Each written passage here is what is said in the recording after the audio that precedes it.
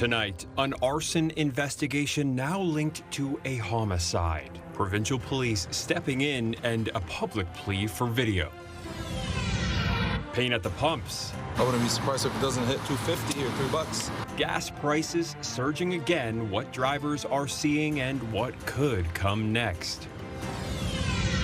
And from the world stage to home ice. There's a feeling of unfinished business. Local para-hockey stars return with silver, the pride, the heartbreak, and the welcome waiting for them.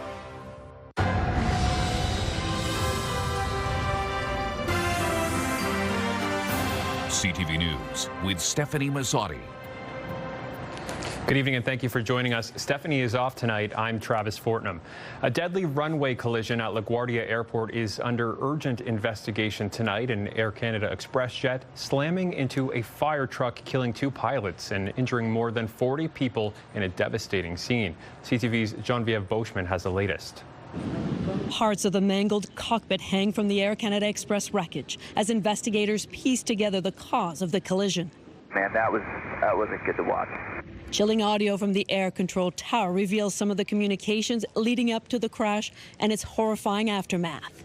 Man, that wasn't good to watch. Yeah, I know I was here. I tried to reach out to my staff, and we were dealing with an emergency earlier. I messed up. No, man, you did the best you could. At around 11:40 p.m. Sunday, a Port Authority fire truck is responding to another emergency. Another plane reporting odor in the cabin. Truck 1 and Company, LaGuardia Tower, requesting to cross 4 at Delta. Truck 1 and Company, cross 4 at Delta. Truck 1 and Company, crossing 4 at Delta. Stop, Truck 1. Stop. Stop, Truck 1. Stop. The CRJ 900, operated by Jazz Aviation, landing at LaGuardia, smashes nose first into the truck of the airport's runway 4. Sadly, the 2 pilots are confirmed deceased, and notifications are being made by Air Canada's care team at this time. A flight attendant was found nearly 100 meters from the plane, still strapped in her jump seat that was ripped from the airplane. CTV News has confirmed that her name is Solange Tremblay and that she was undergoing surgery. We're fully supporting the relevant investigative authorities in their investigation to learn everything we can about these events. Dozens of passengers were treated and released, but others are in serious condition in hospital. Everybody's screaming. Pretty quickly, we didn't have any directions because the pilot's cabin had been kind of destroyed. So he smashed his face into the seat in front of him, broke his glasses. Sarah Dorner's husband, a professor at Montreal's Polytechnic Institute, was on board. He smelled gas, so he was encouraging people to just slide down, go down the wing. He was there to catch them. Canada's National Transportation Safety Board has also dispatched a team of investigators to assist in the probe. Geneviève Boschman, CTV News, Montreal. The crash causing a significant ripple effect, impacting not only immediate victims but the public at large. There is a full ground stop halting operations at LaGuardia and causing major delays at other airports. CTV's John Van Valley Rao has more. At Toronto's Pearson, more than a dozen flights to LaGuardia were canceled this morning, with U.S.-bound passengers expressing both sadness and concern following the crash. It's obviously tragic. It's terrible. And trying not to think about it, really. It sounds like human error, but it sounds like it's caused from lack of staffing, maybe. It shouldn't have happened. They'll have to look into the communication between ground crew and the air traffic controllers maybe a little bit. The shutdown of LaGuardia, impacting flights up and down the U.S. Northeast, with the airport on average handling more than 90,000 passengers and 900 flights every day. The closure coming at a tough time for many U.S. travelers, already facing huge delays and lineups at airports across the country. This is insane. I mean, I've never experienced anything like this. This the result of a shortage of TSA screeners, many working without pay amid a government partial shutdown. The U.S. president deploying ICE agents today to help ease some of the travel turmoil. This is probably the worst that we've ever experienced in our 20 years of traveling. And the crash now adding to concerns about America's air traffic control system being understaffed and its employees overworked. There's been a series of incidents in recent years, including a deadly mid-air collision. And the country's been facing a shortage of around 3,000 air traffic controllers. In audio from the latest crash, a controller can be heard saying, "I messed up." They're going to look at the workload how long that controller had been on duty, his past history. Meanwhile, this afternoon, LaGuardia reopened and flights began resuming.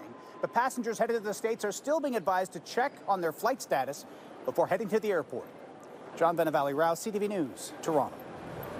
Police in Essex County are now officially linking an arson to the investigation into Nancy Grewal's murder, and they're asking for the public's help. OPP and LaSalle police say 45-year-old Grewal of Windsor was stabbed outside a home on Todd Lane March 3rd. She later died in hospital. Investigators have confirmed she was also the victim of a suspicious house fire last November. Surveillance video released by police last week shows a man pouring liquid on the front porch and setting it on fire before fleeing in a vehicle. The OPP are looking into possible links between the two incidents, and they're asking residents and businesses in Windsor, LaSalle, and Tecumseh to review and submit any dash cam or surveillance footage from key areas and times surrounding the incidents. The particular areas are in Windsor, St. Clair Avenue between Tecumseh Road West and Algonquin Street on Monday, March 2nd between 5 and 8 p.m., in LaSalle, Todd Lane between the 401 and Elmdale Avenue on Tuesday, March 3rd between 7 and 10 p.m., then again on Thursday, March 12th between 7 and 9 a.m. And in the town of Tecumseh, 8th Concession Road between Baseline Road and Highway 401 on Tuesday, March 3rd between 7 p.m. and 8 p.m. Anyone with information is urged to contact OPP or Crime Stoppers. Meantime, an off-duty Windsor police officer is facing a criminal charge after a firearm was discharged inside a LaSalle home. Police say the bullet traveled through two walls of a neighboring semi-detached house where two people were inside at the time. No one was hurt. Constable Louis George, a 17-year member of the force, is charged with careless use of a firearm and has been reassigned to administrative duties. A misconduct investigation will follow. Meantime, a 34-year-old Leamington man is facing 34 charges following a dramatic multi-county police chase across southwestern Ontario. On March 18th, OPP say he broke into a home, demanded car keys, and fled in a stolen vehicle through 4 counties before being tracked by helicopter and arrested in central Huron. He now faces charges including robbery, assault with a weapon, fleeing police, and multiple firearm offenses. A hammer, a knife, and a dog repellent spray reportedly used during a violent home invasion in the Glengarry neighborhood in Windsor. 4 people have been arrested. Police were called just after 8 Saturday morning, saying 4 masked suspects forced their ways into a home and assaulted a resident and stole belongings before fleeing. Officers found 2 hiding in another unit, a 3rd hours later, and a 4th later that day on Olette. 4 people, 40, 36, 29, and 20 years of age, face charges including assault causing bodily harm and assault with a weapon. The investigation continues. What also continues is pain at the pumps as the ongoing war between the U.S., Iran, and Israel keeps driving up costs around the globe. Here today, it ranged from mid-170 to almost 180, but as Bob Belichico found out, relief may be on the way. Travis, you are right. I spoke with gas wizard Dan McTagg earlier today, and he says don't expect any changes at the pumps Tuesday, but come Wednesday, the sky-high prices that we've been paying at the pumps for the last few weeks could come down. There it is, 179.9, just shy of 180. Got to do something. It's got to come down. Residents are feeling the pinch of high gas prices. I can't afford it. Yeah. I'm old. I'm on old age pension. I'm old. Yeah. It's hard to afford anything. While prices for regular gas hovers around 170, 180, those with cars that require premium gas are paying over $2. I think it's going to keep going up. You know, with the current prices, I mean, I wouldn't be surprised if it doesn't hit $2.50 or $3. Dan McTagg, president of Canadians for Affordable Energy, says wait to fill up. If I'm living in Windsor, LaSalle, I'm going to be saying to folks, hey, do not buy gasoline until Wednesday at the stroke of midnight. McTagg says gas will drop as much as 14 cents while diesel drops close to 19 cents because U.S. President Donald Trump on Monday claimed Iran was eager for a deal to end the war. But if it's a head fake, like we've seen in the past from Donald Trump in terms of declaring something's over, it's finished, we accomplished our mission, and yet, you know, you still have the bombing campaigns going on in retaliation by Iran, then, you know, all bets are off and we could be resuming this high trek upwards. If there is no head fake and a formal agreement is reached, bringing the war to a conclusion, McTagg says gas prices could come down just as fast as they rose. I'm buying gasoline at a higher price. The gasoline the gas station has, they bought cheaper. That's true. But as prices drop, and we're going to see that Wednesday, gas stations will be stuck with fuel that they paid 14 cents a liter more for as consumers take advantage of these unique predictions. The volatility has residents restructuring their summer plans. Instead of going on their yearly trip to visit family in Tennessee, Steve Belanger and his family could be staying home in Essex County this summer. Never been to Peely Island, and one of those things that we've wanted to do for so long and never did, so it's finally time to take advantage of that, and it'll be a good time for all of us. One thing to consider is that gas stations will be making the switch from their winter blend to summer blend in mid-April. McTagg says that prices could hit $2 by the end of April if this conflict in the Middle East is not resolved. Will we ever see 130, 140 at the pump again? Travis, that remains to be seen. Back over to you.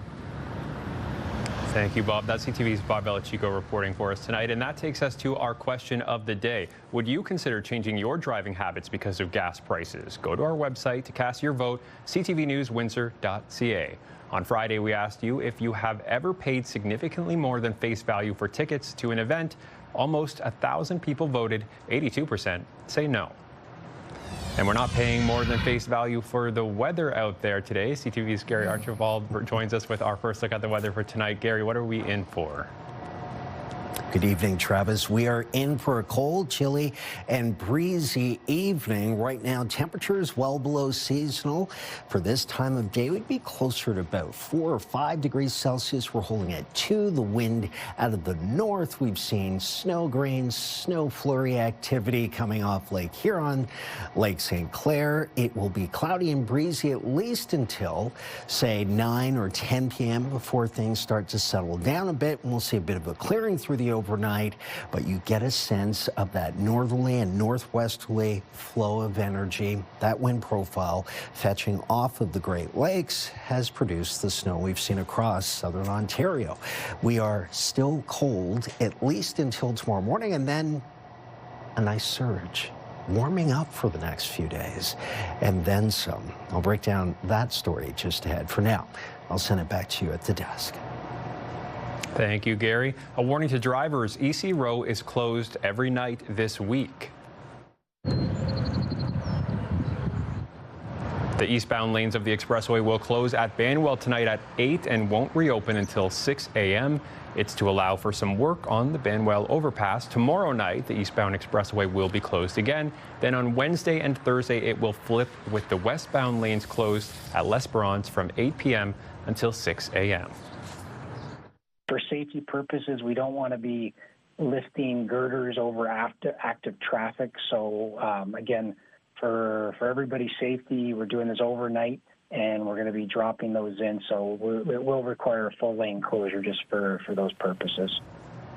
After this week, more lane restrictions are expected, but not full closures. This is all part of the $110 million Banwell and EC Row interchange project. The town of Leamington might be backtracking on support for Rose City Gymnastics. The town agreed to melt the ice at Highbury-Canco Rink inside Nature Fresh Farms Recreation Center next spring. It was in support of a bid by Rose City Gymnastics to host the Provincial Championships. However, the Flyers Junior Hockey Club were not consulted and are against the decision because of how hard it would be to move home games during the playoffs. Now, the town says they are reconsidering the support at their meeting tomorrow night following, quote, construction conversations with the Flyers in recent days. Kingsville is looking for ways to reduce the number of false alarm calls, considering a new bylaw tonight. OPP say too many alarms are pulling officers away from real emergencies, including one property that triggered 35 false calls in about a year. The town estimates it's costing about $52,000 annually. The proposed bylaw would introduce escalating fees, with the first 2 false alarms free, the third costing $150, and each additional alarm $375. Mayor Dennis Rogers says the goal is to ensure police resources are used where they're needed most. Similar measures have already been adopted in Lakeshore. The township of Pelee Island is looking at a nearly 3% tax hike for its 2026 budget. The proposed 2.98% jump is short of the 3.5% annual tax increase target for full investment of infrastructure and core services through the township's asset management plan. However, the report to council shows road and shoreline infrastructure are key focuses of spending, while total employee costs have dipped 2.5% from last year. Policing costs have jumped 11%. Rising demand for food support in Chatham-Kent is shining a light on a growing crisis. More families are struggling to keep up with the cost of living. What started as a plan to help just a handful of families this Easter quickly snowballed. Now about 400 families are asking for help. CTV's Chris Campbell explains. What started as a plan to help just 20 families this Easter with short-term food baskets quickly grew beyond expectations as demand surged far higher than anticipated. We posted on our social media and we ended up with over 400 people, so we decided we can't do 20, we need to do 100. Free Help CK says the surge in demand is being driven by the rising cost of living, especially food. It's working people, yes. They're working and they just want to have a good Easter. Free Help CK founder Jerry Hewson says after paying rent and bills, many families simply don't have enough left for groceries. For Robert Rader, the help came at a critical time. I definitely needed the help, and to be blunt, I don't know if I'd be where I am today without her help. He calls the organization a lifeline and says more people are struggling. I don't mean to be a pessimist, but things haven't gotten better lately. Yeah, there's definitely a need. The growing demand comes as Chatham-Kent Council prepares to review new reports on housing and homelessness. According to one report, an average of 34 people entered homelessness each month last year. We're talking about the exponential rise in homelessness. It's becoming very, very acute here in Chatham-Kent, and it is deeply worrying. Councillor Alison Story says the community is facing a crisis with rising homelessness, housing wait lists, and financial pressure all colliding, saying the current support system isn't enough. Not by a long shot. We have provincial support and assistance that's been frozen for many years. The current amounts, even as they stand, are nowhere near the amounts that most people need just to survive. Back at Free Help CK, the focus remains on making sure families can sit down to an Easter meal. And if we can provide them the Easter meal and maybe a few other things, how great is that? Hewson says registration opens Tuesday with at least 100 food boxes available, first come, first served. The hope is more community support could help the organization fill the need and feed more families. Oh, if anybody can help, that would, every little bit helps, right? In Chatham-Kent, Chris Campbell, CTV News. Do you have a story idea you think we should cover? Share it with us. Text us at 10400. You can also send photos and videos. A landmark Supreme Court battle begins, still ahead on Windsor's news leader, the fight over rights and secularism.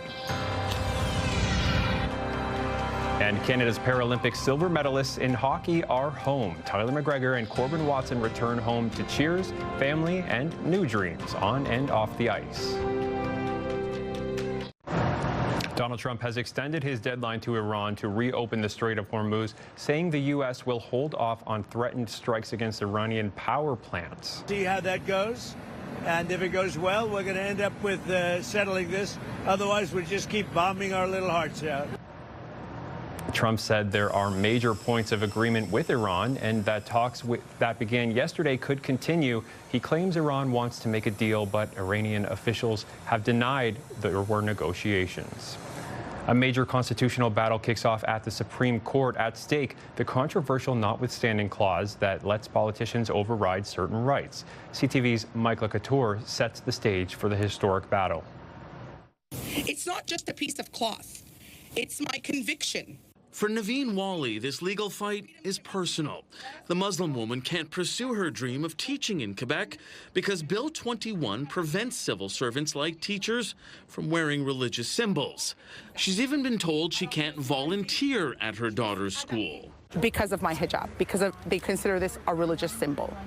And it really affected me. I was angry, I'm upset, I'm sad. Hundreds demonstrated outside the Supreme Court as hearings began on the constitutionality of Quebec's secularism law. Is not the purpose of this law clearly to put in place a separation of church and state. That may have been the purpose, but opponents argue there's an impact on the Charter of Rights and Freedoms. It matters because it was always intended to protect minorities from the tyranny of the majority. There's also concern about the preemptive use of the notwithstanding clause. The section of the Charter allows provinces to temporarily override certain freedoms. Quebec used it for Bill 21, and other provinces have looked to use that legislative tool. The leader of the Bloc Québécois says the clause is the last line of defense for provincial lawmakers. If we lose that, people will have to ask themselves if there is any other opportunity to protect what they are and to promote what they are, but independence. For Wally, it's about the personal independence and freedom. This is for everybody, and this is going to affect generations to come. The Supreme Court has set aside 4 days of hearings for the 51 interveners in this case, and it's expected to take several months before its decision is rendered. Mike Lecouteur, CTV News, Ottawa.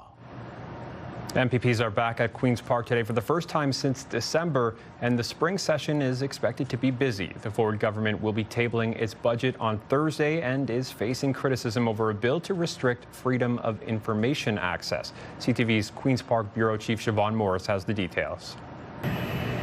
The Premier began his day away from the legislature with a view of Toronto's skyline, announcing his government will declare the city's island airport a special economic zone, a designation that allows environmental and other laws to be suspended. It's an airport for the people of Canada and Ontario. That's the difference. That's why we're taking it over. The idea is to allow jets to take off from Billy Bishop in a few years. There's been resistance at City Hall. The province is pushing them out of the deal that governs the airport. We always focus on environmental issues and we're going to be working with the First Nations community. We take all that into consideration, but we can't just sit back. In the legislative chamber, for the first time in 102 days, the opposition calls the airport and a flurry of other recent announcements a distraction, pulling attention from an overhaul of freedom of information laws that will put the Premier's cell phone records out of reach. So I would ask the Premier to explain why is his government taking away the people's right to see how decisions are made and who is benefiting.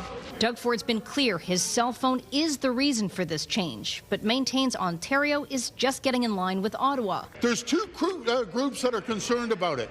It's the opposition that they should talk to their federal partners and the media. Everyone else is focused on something else. Liberals say the government record on those other things is less than stellar. Class sizes keep going up. Unemployment, up. Holiday health care, up. People without a family doctor, up. Electricity and heating costs, up. Just before question period, the NDP tried to bring a motion to the floor to reverse recent changes to OSAP. That move was blocked. A major student protest is planned here tomorrow. At Queen's Park, Siobhan Morris, CTV News. Team Canada's Paralympians are returning home from the 2026 Games, including some familiar faces here in Windsor, Essex. The Canadians brought home a silver medal from Milano Cortina, but for two local players, it's adding more fuel to their fire when looking ahead to the next 4 years. CTV's Sanjay Maru joins me now with more. Sanjay. Well, Travis, I had a chance to speak with Team Canada's captain as well as their goaltender, and both say now that the 2026 Paralympic Games are behind them, their focus is now on what's ahead and the many unknowns regarding 2030. Come. Inside, good girl.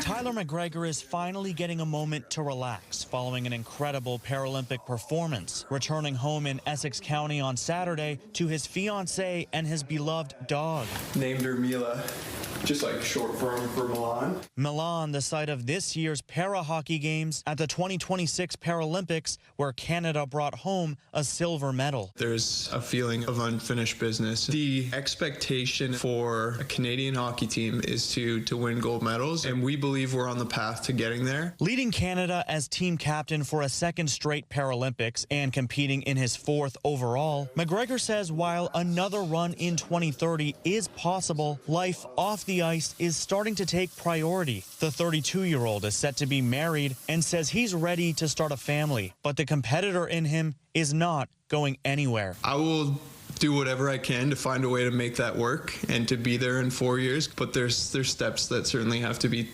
taken at this point in my life to make that happen. Family played a key role in the Paralympic experience for Team Canada goalie Corbin Watson, who returned to his home in Kingsville early Friday morning. My nephew actually made this sign while I was away. I had no idea it was actually being made. Watson says the silver medal means more now than it might have earlier in his career. That's because for the first time, his entire family was there to see him play. His wife and 3 children, along with his mother and brother, all in attendance in Milan. It made it more special to me. I'm older now, could appreciate everything that went around, enjoyed every moment. And now it's seeing what I want to do in the future. So what does the future hold for the 39-year-old? I feel really good after this Paralympics. I might try to push for 4 more years. We'll see. And prior to the Paralympic Games kicking off, Travis, you worked on a wonderful 4-part series profiling 4 local Paralympic athletes, including James Dunn and Zach Lavin. I would have loved to include them in this story, but I did not hear back from them today. But as for Corbin Watson, he says he was really touched by the support he received from the community. In fact, his son's school held a watch party for one of his games. So when he came back to Kingsville, he got to see all the students cheering for him. And as for Tyler McGregor, he says this was the most watched, most attended Paralympic Games yet, with a surge in coverage and record crowds in Italy. Travis. Thank you very much, Sanjay. That's CTV's Sanjay Mar reporting for us tonight.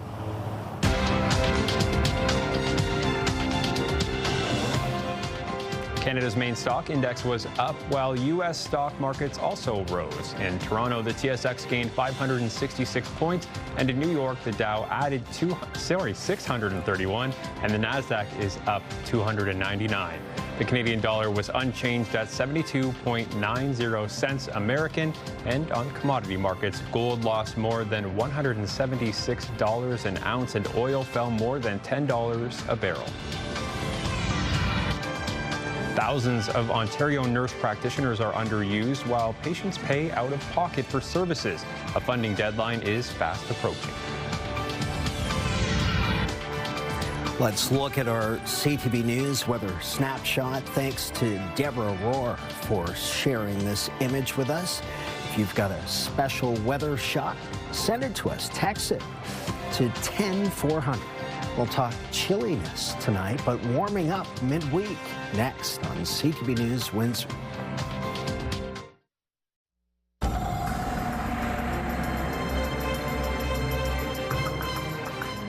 What a cloudy afternoon. Gary is back with an extended look at the weather. Gary, can we expect more cloudy skies?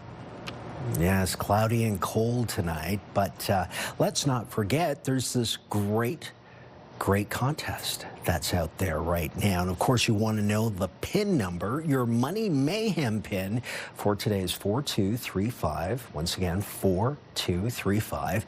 Enter it now at ctvwindsor.ca and be listening to Mike and Meg at 8:37 a.m. tomorrow on AM 800. They might just be calling you to play. So speaking of cold and windy, we saw some flurries and snow grains at around 2:30, 2:45, moving through parts of Windsor, Essex, Amherstburg, LaSalle, and then further east from there through the 3 o'clock hour. It's been a cold day. Our average high is 8. We're near 3 degrees for the high today. Air quality is decent. A 2 on a scale of 1 to 10. The lower the number, the better. It has been a windy day. Sustained winds have been in the 30s with gusts in the 40s. We will be seeing a bit of a lull through the overnight, and then those winds picking up for Tuesday. More on that in just a moment.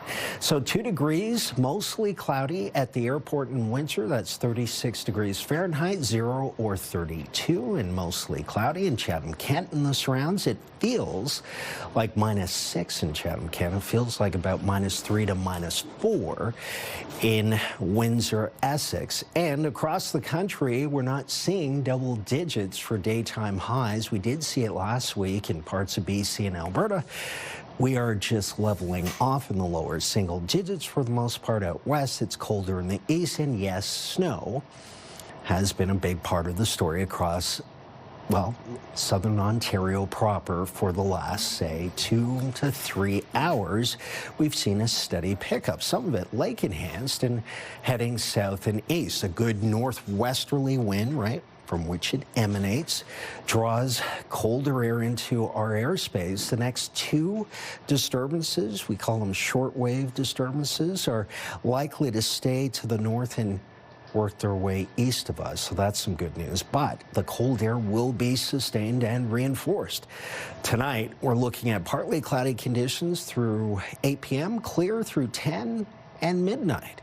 At midnight, -2 feels like about -4, and the winds are calm at that juncture. So where do we go from here? Let's take a look at our Enercare 7-day Enercare style 7-day forecast, and mostly sunny tomorrow. High of 8 degrees would be average in terms of a daytime high. Cloudy on Wednesday, 12 degrees up to 18, and rainy on Thursday. Wow, look at these jumps in temperatures. Then down to 3 Friday, fair flurries, 5 on Saturday, Sunday, Monday, 10, then 16. That is quite a sine wave of temperatures forecasted for the next 7 days.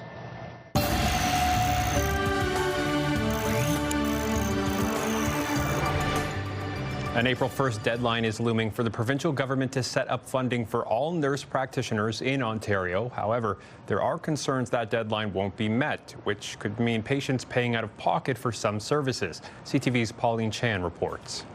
So this is 3 months follow-up, correct? Yes. Emily Park is just wrapping up her 2-year training as a nurse practitioner after working for some years as a registered nurse. But where she will work next will determine how she's paid. Those like Marak Fazal, who work in one of the province's 27 nurse practitioner-led clinics, or NPLCs, are paid salaries with public dollars. We also practice in other primary care settings, such as family health teams, community health centers, Indigenous-led clinics.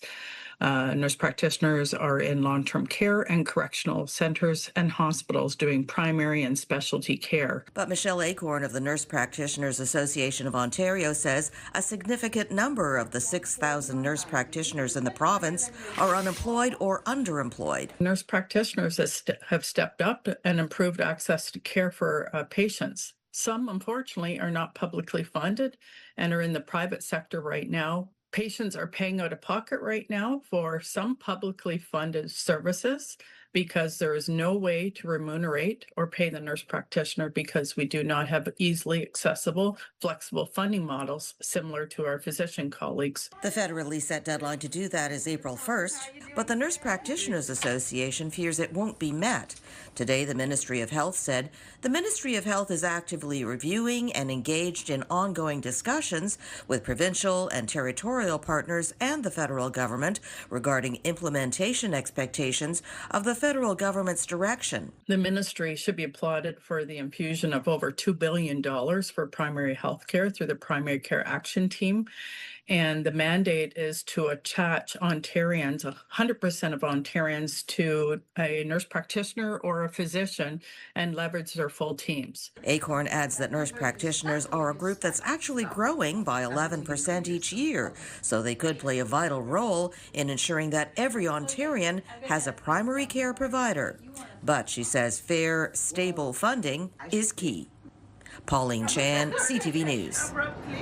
100 days from now, a Windsor artist will set off on a 750-kilometer walk for peace. TJ Travis is marching from Ottawa to Windsor, making stops along the way to promote mindfulness and raise money for youth organizations. CTV's Robert Lothian sat down with him to learn more.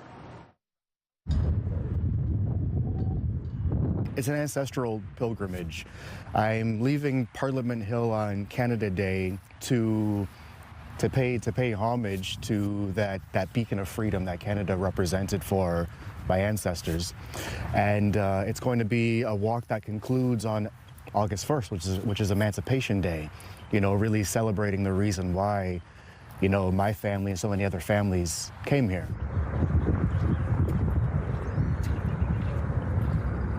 when I reflect on my own ancestors and their walk towards freedom, they were thinking about the next generation. I want to make sure that, you know, we are doing everything that we can to support the youth in our community, bringing everything that was provided for me, modeled for me at the Sandwich Teen Action Group, the STAG, and then being able to bring that into the Windsor Youth Centre, and now being able to do this walk and shine a light on those organizations seems really important to me. What is the message that you hope they can take away from this? Peace and unity.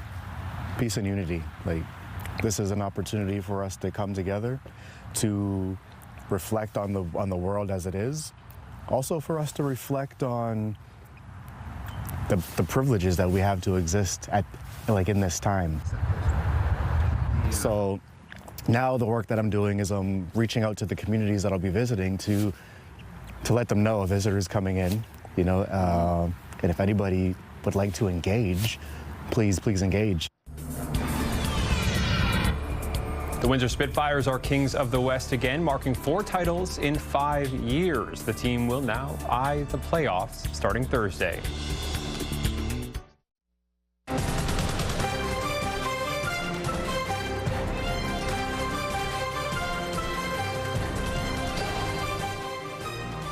With efforts ongoing to inspire the next generation of women in STEM, educators in Quebec are engaging them directly. CTV's Sweeta Rassi reports. It's a combination of two. These teenage girls are thinking like engineers, working on circuit boards and using their problem-solving skills, and following in the footsteps of the women before them. During this workshop, we learned that during World War II, men had to go to war, so then women were the ones who were making circuits and stuff like that. STEM, which stands for Science, Technology, Engineering, and Mathematics, is still a male-dominated field. But 17-year-old Sarah Jane Bonfin says that doesn't intimidate her. But it gives me a bit more of a courage, as in to prove them wrong and show them that it's not just for men, and I'm going to show you that I can really excel in this field. 16-year-old Jerry Eunice agrees. Okay, there's more male in this field, but it also started with women. So if you can do it, I can also do it. So yeah. And that's exactly why Women in Engineering at Concordia University is holding this event. The student-run organization is giving girls aged 12 to 17 a front row seat to STEM, hoping to spark their interest. Elisa Moscato, who is a member of the group, has first-hand experience. I'm in mechanical engineering, and depending on the classes, sometimes we're like 5 girls out of a class of 100 students. Most of the workshops are run by university students who not too long ago were in high school, trying to figure out their career path. Because they're younger, so they can definitely relate to us more, and also they're going through the program, so they can definitely explain how it is. For 15-year-old Isabella Spagnuolo, the message is simple. If you believe you can do it, and if you have the talent to do it, then go for it. No matter who you are. Sweeta Rassi, CTV News. The Windsor Spitfires are the West Division champs for the 4th time in 5 years. And the Spits get control. It's at the blue line. Here's Figeberg. Gonna get a side of the shot, they score! Jack Nesbitt scored 3 times in Sunday's 5-3 win over the Sioux Greyhounds. Windsor surpassed Flint and finished 2 points ahead of the Firebirds for top spot in the West. The Spits will host Guelph Thursday night in Game 1 of the playoffs. The Storm come in having won only twice in their last 10 games. A new report suggests Canadians are paying more to stream their favorite series. The annual Couch Potato Report estimates that 10 leading streaming services increased their prices by an average of 7% last year. Despite that, consumers are continuing to pivot from traditional cable and satellite TV packages to streaming services. However, the streamers themselves are also pushing their subscribers towards plans which include ads. This is your CTV Windsor, our community calendar. Step back in time to the Roaring 20s and join us for the Great Catsby Gala, a glamorous evening celebrating 100 years of caring at the Windsor Essex County Humane Society. See you next time on Our Community.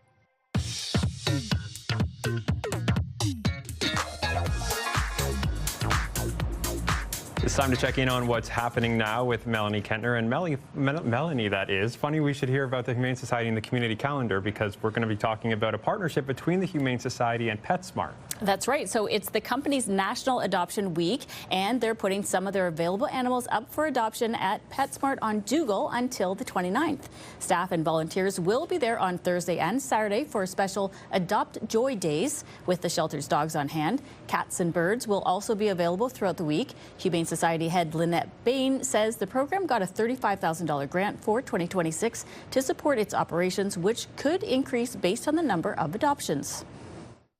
This is allowing us to develop new adoption programs, working with partners outside of the shelter, impacting what training we can do with our staff, giving them more hours, and then covering the medical costs. So it is a really nice boost to our adoption program. We got those details on our website, ctvnewswindsor.ca. And we also have a story on our website about trees at Malden Park. That's right. So the city wants you to know that some of the trees at the park that have cut marks on them haven't been vandalized. It's part of the invasive species control, and visitors may notice the marks on about 50 trees. The city says crews are marking an invasive tree called Tree of Heaven to stop it from spreading seeds. Staff will monitor the area through the growing season, and it usually takes 2 to 3 years to fully remove the species. And in our social spotlight, spring is officially here, and soon many of us will be basking in the sun, much like this guy. You enjoying the sun this morning? Oh yes, he sure is. Lemurs have a habit of facing the sun, stretching out and catching some rays. Oh, it looks so relaxing, Travis. It does. That is going to be me as soon as we get through some of these colder temperatures. I don't know, man. Like, the sun feels so good, right? We just need it just a little bit warmer, I think. Just a little. Like a little more than a little bit, but yes, we need it a little warmer. We'll see what Gary can do. And if somebody has a video, they see a lemur in their backyard and they want to send it to us, how can they do that? Yeah, well, hopefully they'll email it to us at newsnow@bellmedia.ca or text it to 10400. After 73 years, a final goodbye. Tears and memories as parishioners describe losing more than just a building. That's still ahead.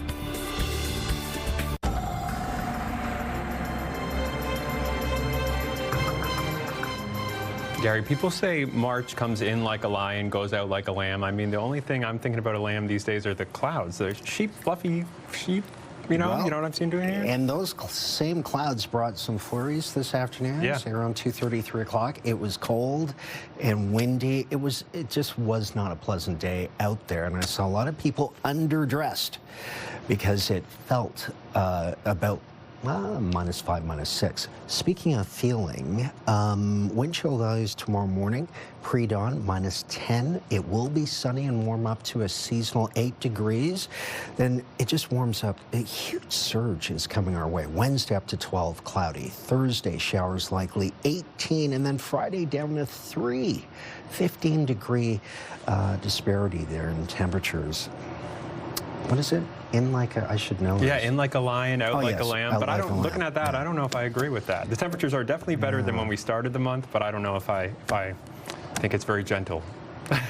But we're in spring now, so we'll see. Well, that's true. And speaking of seasons changing, things changing in LaSalle. After 73 years, the St. Paul's Catholic Church has closed its doors. More than 300 people attended the church's final mass Saturday evening. Our Robert Lothian was there speaking to some of the longtime parishioners about St. Paul's longtime presence in the community. It was like when you come out of church, you knew everybody that was coming and going. And that's what we lost now. I have the history of St. Paul's. I had tears at that when they put the candle out. Tabernacle open. That's the end.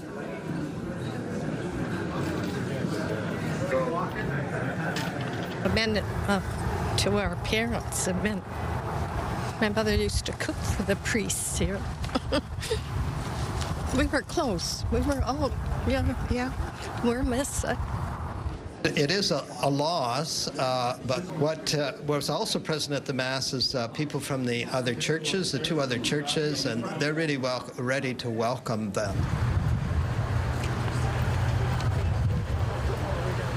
Certainly a beautiful experience for people who wanted to come and be of support to each other. And the remembering is such a significant part of what we realize we are losing.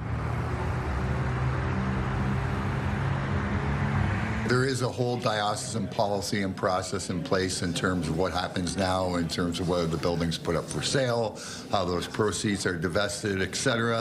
I think what's more important for us at this stage is how do we incorporate the spirit of the community into the remaining two parishes, whether that be through, the people themselves, artifacts, etc. It's a hard story, right? Yeah, it's hard for all these people. sad. Churches are a big part of a lot of people's lives and a lot of milestones in people's lives, too. You and I were talking about the shrinking congregations across the country at churches, and this scene keeps playing out over and over again. Yeah, it'll be interesting to see what comes of the building, though. If there's any bright side to it, it could receive some new life, maybe housing, maybe, who knows, right? Something like that would be certainly positive. Yeah. I'd like to see the building still stay around. Yeah, it's such unique architecture, right? On behalf of our dedicated team here at CTV News Windsor, thank you for watching. For updates throughout the evening, go to ctvnewswindsor.ca. Gary and I will be back with your only late local newscast at 11. See you then. Good night.